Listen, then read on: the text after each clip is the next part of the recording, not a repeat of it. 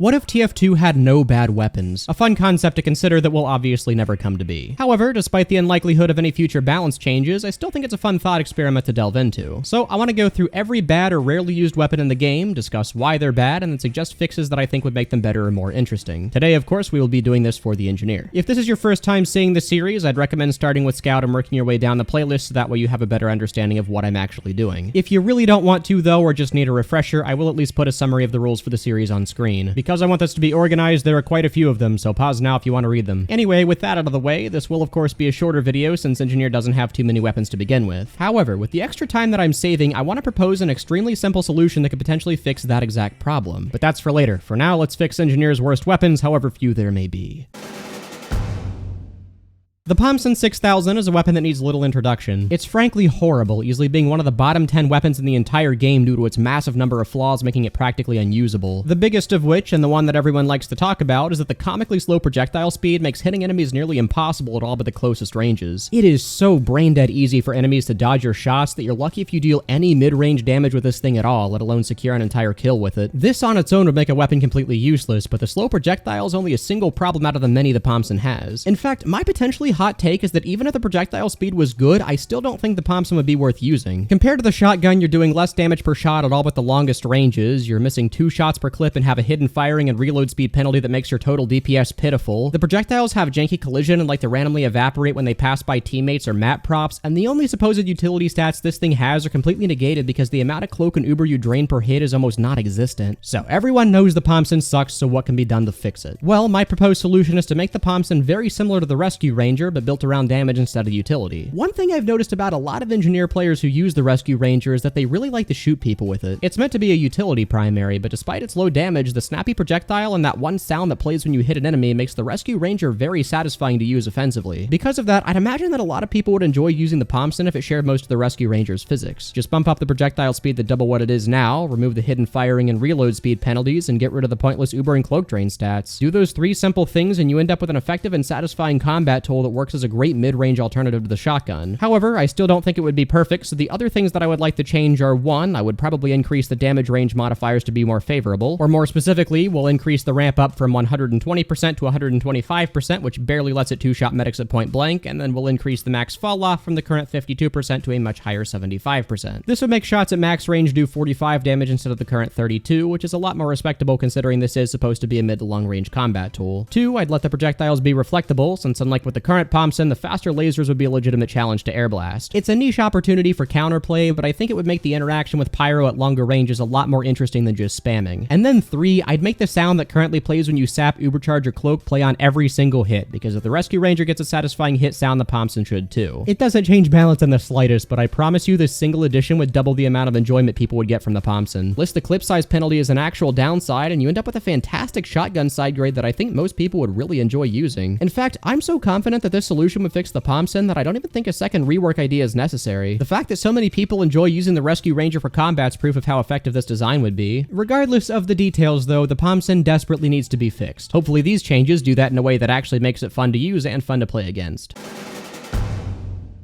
The short circuit may seem like an interesting pick for a video like this because as it is arguably incredibly powerful. However, most people only think about the short circuit for its alt fire and completely forget how horrendously bad the primary fire is. As it stands, there is zero reason to ever use the short circuit's M1 in literally any situation ever. The main issue is that considering the limited range, the damage is horrendous, dealing a measly 10 per hit. For context, the pistol does 20 damage at this range, fires just as fast, and shoots an unlimited distance. And even your melee, which you are guaranteed to have equipped at the same time as the short circuit, has comparable range and deals 65 damage per hit and can randomly crit. Now, the lightning's rate of fire actually isn't all that bad, being roughly equal to that of the pistol. However, since every shot takes away 5 metal, it is incredibly easy to waste most of it in a single encounter if you try to kill someone with the M1. Now, I get that they wanted the short circuit not to outclass the pistol in combat since it is supposed to be a utility pick, but 5 metal for 10 damage makes the primary fire not worth using at all. No matter what your loadout is, you're guaranteed to have something that does more damage than the short circuit's M1 without costing metal. And on top of all of that, the hit detection is a bit strange and not the most intuitive. The lightning particles provide little sense of depth, so sometimes enemies that look like they're getting hit are just barely out of your range, and other times hits just won't register at all for some reason. Like, look at this. I'm not moving my crosshair, but only about half the shots I'm firing are doing damage. So, ignoring the power of the alt fire for the scope of this video, which I do have opinions on by the way, but this series is only for buffs, so I'm not going to touch it, I do think the primary fire should be buffed to at the very least not be a complete waste of space. The easiest way to do this is to make the primary fire a much easier to use close range tool that can be used in place of your shotgun in a pinch. By increasing the damage per shot to 20 and adding a small bit of automatic tracking, you end up with a damage dealer that finishes off enemies at close range pretty reliably, but at the cost of some of your metal. The tracking would be comparable to that of the Wrangler. Basically, if an enemy's close to your crosshair when you fire, the lightning will arc to their center mass and they'll take 20 damage. I still don't think this would make the M1 amazing, but it would at the very least be a consistent way to finish off enemies at close range if you have the metal to do so. And obviously with the short circuit, the M1 really isn't the point. The reason you're using it is for the energy ball. Having a primary that actually functions is more of a bonus than anything. And honestly, if nothing else, just delete the M1 entirely and remap the M2 to the M1. The only reason it exists at all is because it used to be what destroys projectiles, but it's been nearly 10 years since it's done that, so I don't really think we need it anymore.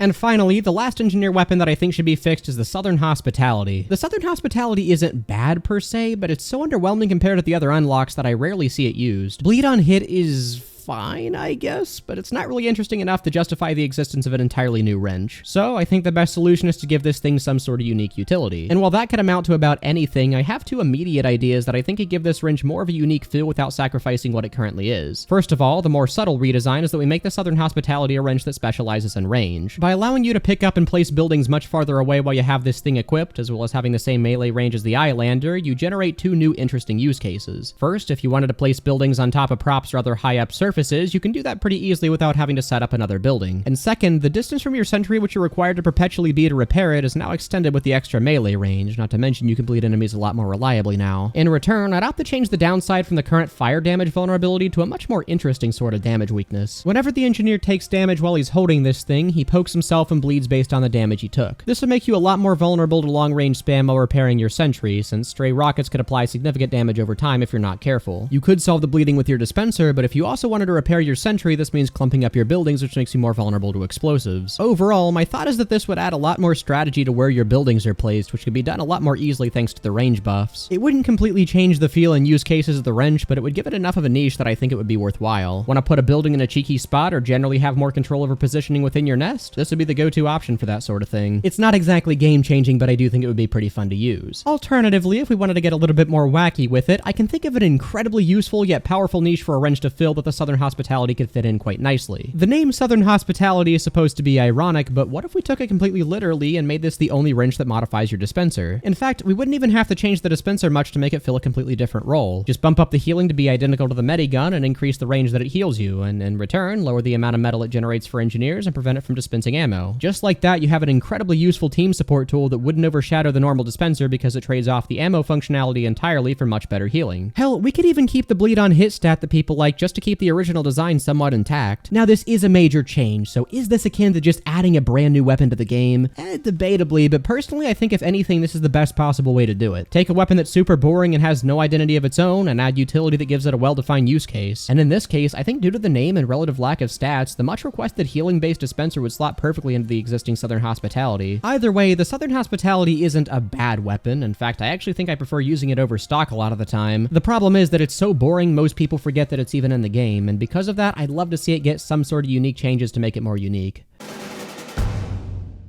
So those are all of Engineer's weapons that I think could use some touching up. However, there is one more thing that I would like to do. Engineer doesn't have too many weapons in his kit to begin with, which I personally consider to be a problem since variety is the spice of life. So unlike other Fixing Worst Weapons videos, I thought it would be appropriate to adopt an idea from another one of my series because I actually think it would benefit Engineer, even if only in minor ways. And in fact, if you've been paying close attention, you may have noticed that I already referenced this exact change in the Scout and Soldier videos. What I'm suggesting is that we let Engineer have access to both of Scout's pistol unlocks as well as the reserve shooter. Engie already shares the universal stock pistol and shotgun, so why not let him have access to the extra unlocks as well? None of the three I mentioned have class restrictive stats, and I think they'd all potentially offer Engineer something he'd want. The Pretty Boy's pocket pistol is a more offensive alternative to stock, giving you a faster firing speed and chip healing in exchange for a bit of consistency in finishing off enemies. This would pair fantastically with the Gunslinger, letting Engineer play more aggressively on the front lines and getting reasonable amounts of sustain in the process. The Winger would be super handy on Engineer because it would be the only weapon in his entire kit that would give him access to low commitment mobility ability. The extra jump height isn't game-changing on its own, but it would let him access a few areas he currently needs to jump onto buildings or use the Wrangler to get to. And on top of that, the jump bonus could also let Engineer jump onto smaller buildings like dispensers he's placed on stairs, which is a fantastic strategy to deter spies. Now, unlike the pocket pistol, I actually did suggest rebalances for the Winger, which we'd need to consider here too if we wanted to work Engineer into the fixing weapons cinematic universe. In this case, I'd say that both ideas work perfectly fine since the unmodified jump bonus is what matters. The fixes are to make the Winger's combat better, which I'm sure Engineer would appreciate